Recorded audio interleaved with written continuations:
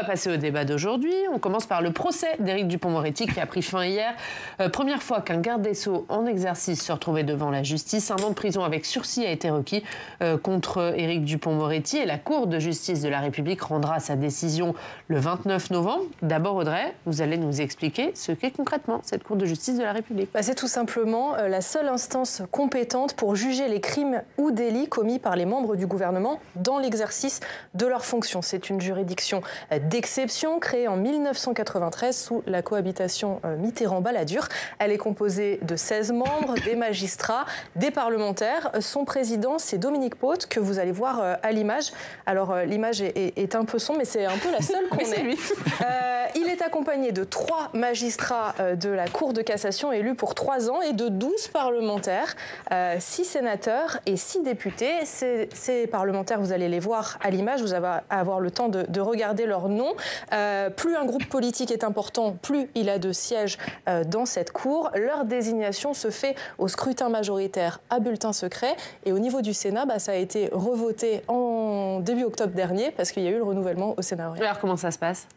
Alors, la Cour de justice, comment ça se passe ? Eh bien, toute personne française ou étrangère peut saisir la Cour de justice de la République si elle s'estime lésée par un crime ou un délit imputé à un membre du gouvernement dans l'exercice de ses fonctions. Souvenez-vous, une plainte avait été déposée contre Édouard Philippe pour sa gestion du Covid-19, mais ça ne suffit pas. Une commission de requête fait le filtre pour éviter que ces plaintes ne deviennent une arme politique contre l'action du gouvernement.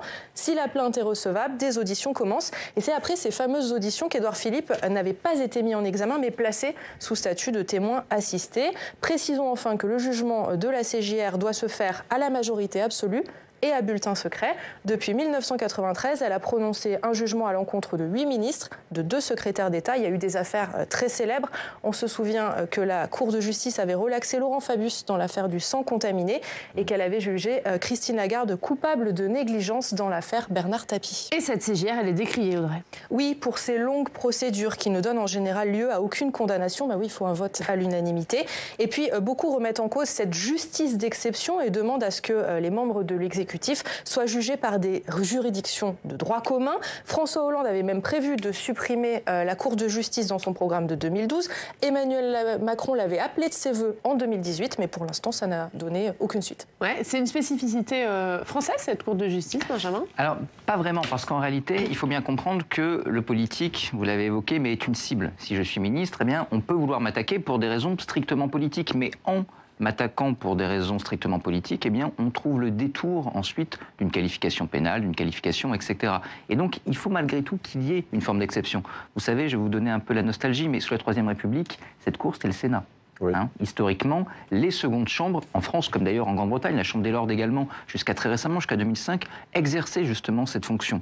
Évidemment, aujourd'hui, ça paraît relativement anachronique d'avoir du politique qui juge le politique. Néanmoins, il est clair que le ministre n'est pas tout à fait injusticiable comme les autres. La réforme Hollande était plutôt intelligente parce que qu'est-ce qu'elle prévoyait ? Elle prévoyait de maintenir un filtre. Si jamais je suis attaqué pour des raisons strictement politiciennes, il faut malgré tout qu'il puisse y avoir un filtre. Et là-dessus, des politiques peuvent avoir en effet une voix qui peut être une voix intéressante à faire entendre dans le filtre. En revanche, ensuite, et bien sûr, l'instruction, qui déjà est dans les mains de magistrats, mais surtout sur la prononciation de la peine, le fait d'avoir des magistrats professionnels, les mêmes que pour vous comme pour moi, eh bien, apparaît en effet quelque chose d'assez légitime. Le problème aujourd'hui de la CJR, qui a quand même été créée en réaction à l'affaire du sang contaminé, donc pour justement tenter de ramener un peu vers le droit commun cette juridiction d'exception. Le problème de la CJR, c'est pas tellement l'absence de condamnation. C'est surtout le niveau des condamnations, le niveau des peines, qui tout de même est infinitésimal et assez ridicule. Il y a d'autres problèmes ensuite, sur notamment les co-accusés, etc. Étant donné que vous ne pouvez pas vous incriminer, ça pose des problèmes globaux en matière de justice, mais c'est surtout cette prononciation des peines. Et là, évidemment, si on avait des magistrats professionnels comme pour vous et moi, ça désamorcerait quelques critiques sans enlever le filtre. Arnaud. Oui, alors c'est vrai que c'est une difficulté parce que, je veux dire, un politique en exercice est évidemment surexposé et la vraie question est de savoir quelles sont les intentions qui, parfois, peuvent l'amener devant la Cour de justice de la République. On voit en tout cas que la plupart de ceux qui ont été condamnés n'ont pas forcément en tout cas, été par la suite totalement interrompus ou arrêtés dans leur carrière personnelle. Donc ce n'est pas une peine d'infamie, d'une certaine manière, la Cour de justice de la République. Mais quand même, aujourd'hui, à travers en tout cas l'affaire dont on parle, il y a quand même un vrai sujet. Moi, il y a un vrai sujet, si vous voulez, au-delà de ce qu'on pense de la CJR, la réalité, c'est qu'on est dans un pays où on a un garde des Sceaux aujourd'hui qui est poursuivi. Et moi, ce qui m'étonne le plus, alors quels que soient, j'allais dire, les ressorts de l'affaire et la matérialité de l'affaire sur laquelle moi je n'ai pas d'avis particulier, c'est que finalement, ça passe totalement sous les radars, d'une certaine manière. J'essaye d'imaginer ce que eût été la poursuite d'un garde des Sceaux il y a 15 ans ou il y a 20 ans dans notre vie politique. À mon avis, le traitement eût été certainement différent. Il y a une forme, j'allais dire, presque de banalisation, d'une certaine manière, de la judiciarisation de la vie politique. Ça ne fait plus scandale. L'opinion publique est assez amorphe et même le traitement médiatique, d'une certaine façon, est un traitement médiatique qui se fait quasiment mezzo voce. Moi, c'est ce qui me frappe surtout, si vous voulez. Et ce qui me frappe aussi, c'est, si vous voulez, la comparaison avec d'autres pays. C'est que je ne suis pas sûr que dans d'autres pays, on eut autant d'indulgence que l'indulgence que l'on a en France. Je crois que c'est quand même, là-dessus, ça devrait nous interroger quand même sur les soubassements éthiques du fonctionnement de notre vie politique. Peut-être une précision par rapport à la chronique. Éric Dupond-Moretti est le Premier ministre à passer devant la CJR alors qu'il est encore en train d'exercer son mandat. Avant de réagir, parce que ce que dit Arnaud est très intéressant, mais juste pour rebondir sur ce que dit Audrey, est-ce que ça veut dire qu'il y a un risque de jugement politique quand on a un ministre en exercice qui est jugé par ses opposants, puisqu'il y a des opposants dans les parlementaires, est-ce qu'il y a un risque d'avoir un jugement politique ? Il y a des opposants, il y a également des membres de la majorité. Alors, sur quoi on parie en réalité ? On parie sur ce qu'on appelle la collégialité. Certes, il y a des opposants. Certes, il y a des partisans. Vous avez également 3 magistrats. Et donc, si je suis un partisan et que je commence à dire, vous savez, Éric Dupond-Moretti, je le connais, c'est quelqu'un de merveilleux, il ne peut pas avoir fait le moindre chose contraire à la loi, c'est contre son éthique. Si je suis un opposant et que je dis le contraire, la réalité c'est que ma voix ne va pas beaucoup peser dans la délibération. Et donc, ce faisant, la collégialité est réputée représenter une garantie. Après, vous comprenez bien que cette garantie, elle n'est ni tout à fait compréhensible, ni absolue. C'est le cas évidemment dans des collèges de magistrats, mais encore plus ici. Donc évidemment que ça pose question, et ça pose un problème pour les ministres, parce que même s'il était blanchi demain, le doute va subsister. Vous aurez toujours des gens qui vont se dire non, mais en fait c'est le politique qui juge le politique, en fait il était coupable. Donc même pour le ministre, en réalité, c'est quelque chose qui aujourd'hui peut peser problème. La marque d'infamie, elle demeure quand même si je suis d'accord avec Arnaud, elle est moins forte que jadis. Et là, on a perdu aujourd'hui quelque chose. Vous savez, dès le début, en 2017, dès le début du premier quinquennat d'Emmanuel Macron fait quelque chose, c'est qu'il remet en cause ce qu'on appelait la jurisprudence Bérégovoy-Balladur. Vous avez un ministre mis en examen. C'est pas une preuve de culpabilité, mais ça fait que, il est contraint de démissionner. C'est arbitraire, c'est peut-être idiot, mais au moins c'est une marque. Dès le moment où il dit, écoutez, là, François Bayrou, Sylvie Goulard doivent quitter le gouvernement parce qu'ils ne sont pas mis en examen, mais il y a une question. À ce moment-là, il casse cette règle-là. Ensuite, il maintient des ministres qui, eux, vont être mis en examen. Avec tout son caractère arbitraire, la jurisprudence Bérégovoy-Balladur permettait au moins d'avoir une ligne claire. Vous êtes mis en examen, vous démissionnez. Vous n'êtes pas mis en examen, vous restez au gouvernement.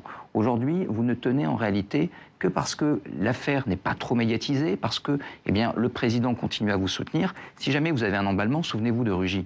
Le sèche-cheveux en or, etc. Là, même s'il n'y a rien qui peut être qualifié pénalement, vous devez quand même démissionner. Et là, il y a beaucoup d'arbitraire, beaucoup d'injustice, et ce n'est pas non plus très bon pour le politique. Non, c'est plus compliqué avec Emmanuel Macron. C'est vrai que, d'abord, Emmanuel Macron, il ne faut jamais oublier qu'il a été élu dans un contexte électoral très spécifique suite au démêlé médiatico-judiciaire de son principal concurrent, qui était François Fillon à l'époque. Et c'est vrai que dans un premier temps, indéniablement, il a appliqué la jurisprudence Bérégovoy-Balladur, notamment avec les parlementaires, les ministres MoDem. Non, Arnaud, il n'était pas mis en examen. Non, mais enfin, je veux dire, mais la jurisprudence... Il est allé plus loin que la jurisprudence. Il est allé plus loin que la jurisprudence. Oui, il est allé plus loin que la jurisprudence Bérégovoy-Balladur, c'est vrai. Mais enfin, globalement, c'était l'esprit, d'une certaine manière. C'est-à-dire, un ministre soupçonné était un ministre qui devait quitter le gouvernement. C'était ça, globalement. Et ensuite, en effet, il est revenu sur cette jurisprudence. Et je suis d'accord avec ce que dit Benjamin, c'est qu'en effet, au moins cette jurisprudence, elle était importante parce que d'abord, j'allais dire, elle préservait les personnes même quand elles étaient attaqués. Ils avaient le temps et la possibilité de se défendre sans qu'aucun soupçon, si vous voulez, puisse peser sur eux du fait qu'ils occupent une fonction ministérielle. Donc de ce point de vue-là, elle avait un avantage évident, cette jurisprudence. Et puis surtout, le problème, c'est que le fait aujourd'hui de ne plus appliquer cette jurisprudence entre guillemets, vient d'une certaine manière contredire totalement sa volonté de moralisation de la vie politique.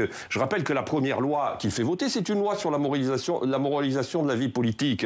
Donc ça contredit tout à fait le message initial qui était le sien et qui nous ramène quand même à une époque où on était quand même beaucoup moins vigilant vis-à-vis de ce type de questions qu'on est devenu finalement à partir des années 80 et des années 90. Un dernier mot, Benjamin, puisqu'Audrey le rappelait dans sa chronique, François Hollande avait prévu de supprimer la CJR. Pareil pour Emmanuel Macron. Est-ce qu'il faut la supprimer ? Il ne faut pas supprimer, encore une fois, tout élément de différenciation du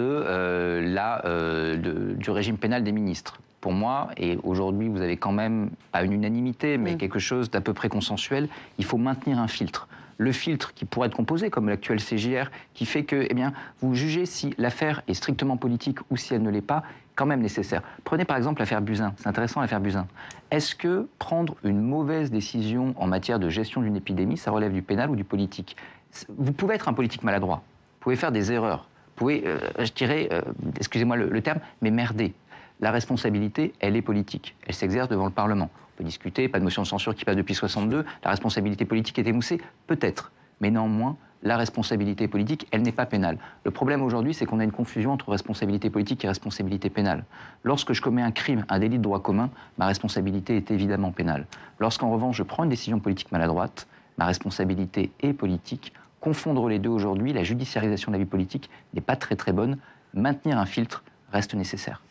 On va passer au second débat de ce club, puisqu'aujourd'hui se tiennent les deuxièmes rencontres de Saint-Denis. Emmanuel Macron qui a convié les chefs de parti autour de la table, mais tous ne seront pas présents. Olivier Faure pour le Parti socialiste, Manuel Bompard pour les Insoumis et Éric Ciotti pour les Républicains ont décliné une attitude fustigée par Emmanuel Macron.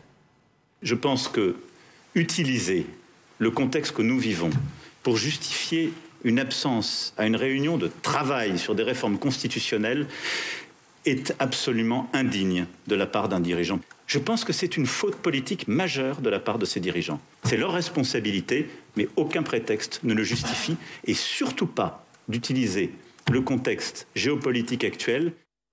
Et ce matin, Éric Ciotti répond dans une lettre ouverte, je le cite, « Vous êtes le président de la République française et vous devez en respecter les institutions.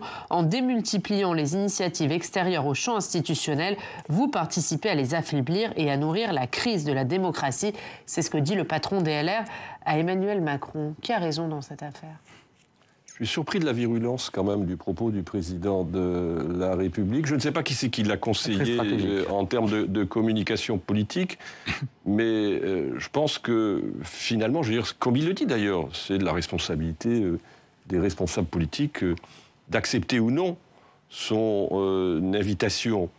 Après, sur le fond, c'est vrai qu'on voit que depuis maintenant plusieurs mois, il essaye de trouver une porte de sortie à cette crise lente mais corrosive de la démocratie. Je rappelle qu'il y a eu plusieurs initiatives, le Conseil national de la refondation, ensuite, en effet, ces rencontres de Saint-Denis. Mais la difficulté, c'est qu'on ne voit pas véritablement ce qu'il va en sortir, ce qui peut en sortir. Et ensuite, ce qu'on comprend, c'est que de toute façon, pour des raisons politiques, pour des raisons de rapport de force politique, ces rencontres sont extrêmement, j'allais dire, piégeantes pour les uns et pour les autres, tant pour le président de la République d'ailleurs que pour ses vis-à-vis des forces politiques. Ce que je note quand même, c'est qu'il y a quand même quelques forces politiques qui s'y rendent, et notamment l'une d'entre elles, qui est non la moindre, c'est le Rassemblement national, qui sera présent et qui, d'une certaine manière, à travers cette présence et à travers l'attitude des LR, continue à poursuivre son entreprise, j'allais dire, de normalisation et de banalisation. Je crois que c'est ça, peut-être, l'élément le plus important de cette rencontre ce jour. Et est-ce que du coup, il y a une faute ou pas d'Éric Ciotti de ne pas y aller? Non, parce qu'en fait... Est-ce que ça laisse le champ libre au Rassemblement national? Si vous voulez, Gérard Larcher, il sera pour les Républicains. Parce que Gérard Larcher, président du Sénat, mais il est deuxième personnage de l'État, président du Sénat, et puis en plus la majorité, vous la connaissez comme moi au Sénat, comporte des gens qui peuvent être proches éventuellement d'Emmanuel Macron ou ne pas lui être tout à fait fermé. Donc il a tout intérêt à y aller. Heureusement qu'il y va pour lui. Mais de l'autre côté, je dirais qu'il y a 3 plans com qui se répondent en réalité. Vous avez un plan com du président de la République. On va être clair, on en reparlera peut-être tout à l'heure, mais le contenu de cette réforme, il n'y a aucune chance qu'à la fin, on ait une révision constitutionnelle. C'est évidemment de la communication. Parce qu'il va être question, entre autres, de l'élargissement du référendum. Oui, c'est ça. Alors pourquoi élargissement du référendum? Ça fait plaisir à LR ou RN. Regardez, moi, je suis président de la République, je veux bien faire un référendum sur l'immigration. Regardez, venez voter ma réforme. Je suis ouvert, et puis ça va dans le sens de l'opinion. Idem pour le RIC. Le RIC, regardez, la gauche le réclamait pour le... Exactement. La gauche l'a réclamé pour les retraites. Merveilleux, regardez. Moi aussi, je suis pour. Bref, je veux bien être tout ce que vous voulez. Mesdames, messieurs de l'opposition, eh bien, moi, je vais dans votre sens. Donc venez. Et si vous venez pas, c'est de votre faute. Vous voulez pas du RIC? Vous voulez pas du référendum sur l'immigration? Mais vraiment, attendez, j'étais ouvert. Ça permet de montrer, comme le disait bien Arnaud, qu'il bouge. Or, aujourd'hui, il a des marges de manœuvre limitées. Et ça permet de mettre en porte-à-faux les oppositions. C'est un piège pour les oppositions. Quand vous êtes Éric Ciotti, quand vous êtes Manuel Bompard, vous avez tout intérêt à dire, en fait, je ne suis pas dupe. Moi, je suis la vraie opposition, surtout pour LR, qui aujourd'hui a un problème de positionnement. Donc ça permet à Éric Ciotti, comme à ceux qui ne viendront pas, de se distinguer en disant « nous ne sommes pas dupes, nous sommes la vraie opposition, nous ne nous rendrons pas à ce rendez-vous ». Pour le RN, qui a un autre problème, qui est un problème de crédibilisation, eh bien, ça permet de dire « regardez, nous sommes l'opposition raisonnable. Le président de la République veut nous parler de géopolitique et de constitution. On ne peut pas ne pas être là, alors que les autres ne sont pas raisonnables. » Plan comme génial. Pour Fabien Roussel ou Marine Tondelier, nous sommes sur une ligne différente aujourd'hui de celle de Jean-Luc Mélenchon. Nous sommes une opposition qui recherche une forme de compromis, ou en tout cas, qui acceptons également de nous rendre à une convocation de président de la République. Donc nous sommes également responsables. Pour faire entendre la voix de la gauche, c'est ce que dit Fabien Roussel. Ceux qui viennent jouent la carte de la responsabilité et de la différenciation vis-à-vis d'une autre opposition. Ceux qui ne viennent pas jouent l'opposition frontale avec le président, ce qui leur permet de vraiment camper le camp de l'opposition. Et le président essaye d'embobiner ses oppositions et l'opinion. Tout le monde fait de la com. Voilà, tout le monde fait de la com, tout le monde est gagnant. On va juste regarder Arnaud. On est dans des jeux de rôle, ce que décrit parfaitement Benjamin. Je vais réagir, mais on regarde juste ce sondage Odoxa pour le Figaro paru ce matin. 61% des Français pensent que c'est une opération de com, ces rencontres de Saint-Denis. Oui, mais ils n'ont pas de tort.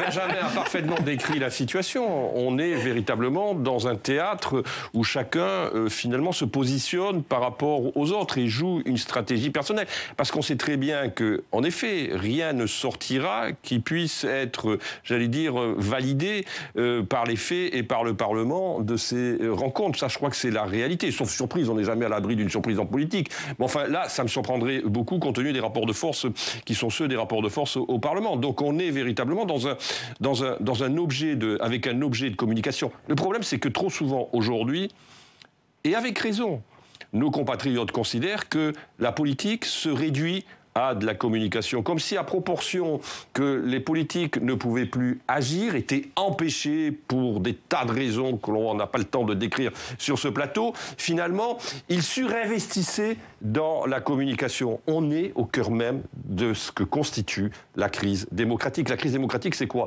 C'est pas seulement la crise de la représentation, c'est le fait qu'une grande partie de l'opinion publique, et avec raison, considère que l'action politique n'a plus d'efficacité. C'est ça le vrai sujet aujourd'hui. Mais est-ce que du coup, ça sera le dernier mot? Est-ce que ces rencontres de Saint-Denis, c'est aussi la dévitalisation du Parlement? En grande partie, en effet, parce que vous avez comment ça se passerait dans une démocratie européenne classique, un régime parlementaire en Espagne, Italie, Grande-Bretagne, bref, à peu près partout, sauf chez nous. Au lendemain des législatives, on aurait dit, OK, maintenant, on va faire une coalition, et cette coalition va s'engager sur un programme qui n'est pas celui du président de la République, mais qui est un programme que nous allons négocier entre nous, et ensuite, on vote les budgets, et grosso modo, ça marche. Ça arrive partout ailleurs. La période que l'on vit ici avec une absence de majorité absolue, nos voisins connaissent ça depuis 1945, et ce n'est pas fondamentalement un problème dès lors que vous savez former des coalitions. En France, nous n'avons pas cette culture-là. Il faut être pour ou contre le chef de l'État et pour ou contre le programme qu'il vous a proposé lorsqu'il a été élu, même sans majorité. Et donc, ce faisant, forcément, vous avez un chef de l'État qui doit tenter de passer au-dessus du Parlement pour trouver ensuite des subterfuges de com et potentiellement des alliances texte par texte. C'est très particulier. Juste sur un plan historique, très rapidement sur un plan historique, ça n'a pas toujours été vrai dans l'histoire politique française. Bien sûr. Ça l'est depuis la Ve République. C'est la Ve République qui est un élément de polarisation du débat autour, en effet, de la personnalité du président de la République. Allez, c'est vendredi. Vendredi, on découvre notre patrimoine, vous le savez. Samia Dechir et Pompeo Coppola nous emmènent en Normandie, à Orbec, où une ancienne carrière de pierre abrite la dernière champignonnière en cave du Calvados. C'est une culture cachée dans les profondeurs d'une ancienne carrière de pierre. Nous sommes dans la champignonnière d'Orbec, exploitée par Olivier Perel et son épouse. Tenez, regardez, là vous en avez des gros, venez voir. Le but, c'est toujours de cueillir un champignon ferme et fermé. Son produit phare, le champignon de Paris, pousse dans l'obscurité. Il naît de la moisissure produite par des spores mélangés à du compost. Ce qui est blanc, en fait, ça c'est du mycélium. C'est de la moisissure. Une fois que ce mycélium donc, est bien développé, on va rajouter une couche de tourbe. Et au bout de 2 semaines à peu près, le champignon va apparaître. Il n'ajoute rien d'autre. Pas d'engrais, de produits phytosanitaires, pas d'arrosage ni de chauffage. Dans cette ancienne carrière de pierre, toutes les conditions sont réunies pour que les champignons poussent tout seuls. Une champignonnière industrielle, c'est un milieu maîtrisé.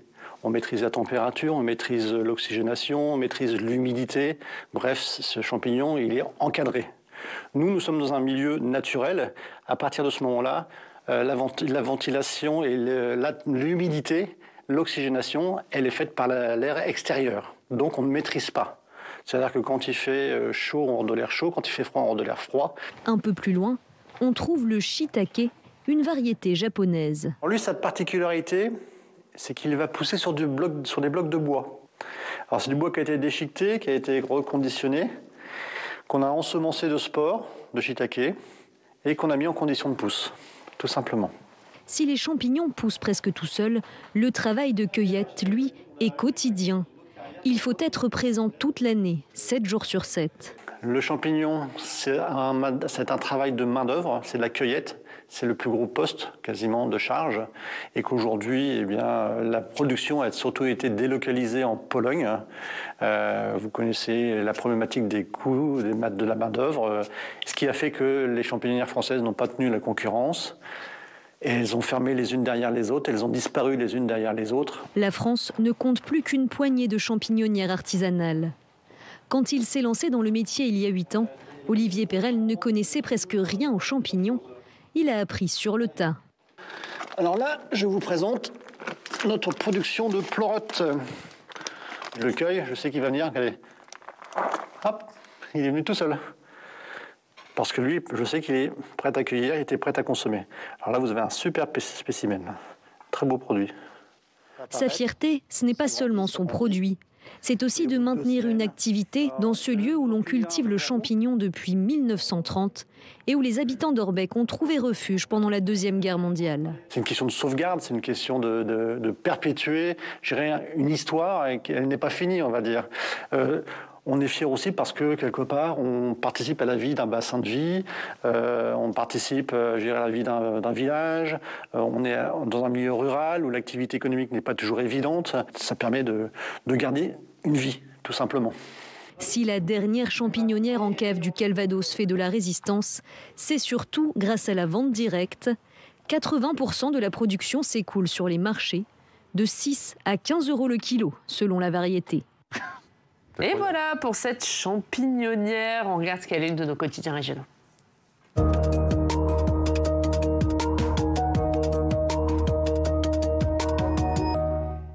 Ce sont les intempéries qui font la une.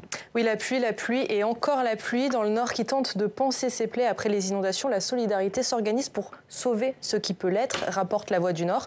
Les habitants de Madeleine-sous-Montreuil ont formé une chaîne humaine pour consolider une digue et tenter de préserver les habitations des eaux. À l'est, à Châlons, un mur anti-crue sera monté aujourd'hui pour éviter justement les inondations.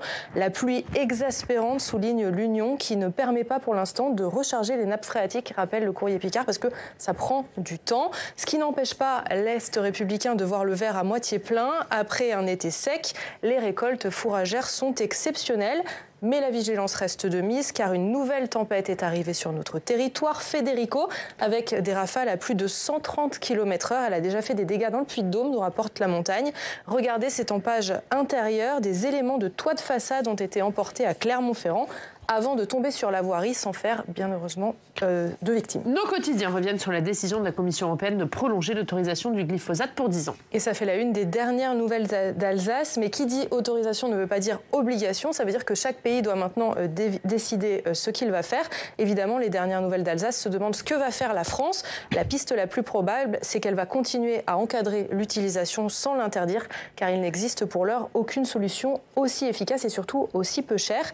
Le Télégraphe souligne d'ailleurs que la Bretagne a du mal à s'en passer. Et puis je termine avec un peu de couleur. Ça se passe à Montpellier. C'est la 8e édition du Cœur de Ville en Lumière. Un spectacle à découvrir jusqu'à demain soir avec, regardez, des compositions projetées sur les sites les plus mémorables de la ville et notamment les arceaux de Montpellier. Merci Audrey, merci beaucoup. La une de la revue politique et parlementaire, Arnaud, le savant, le politique et le peuple, l'enjeu du siècle. Merci beaucoup. Merci. Arnaud Benedetti, merci. Merci à vous. Et merci Audrey. On se retrouve lundi et on vous souhaite un très bon week-end.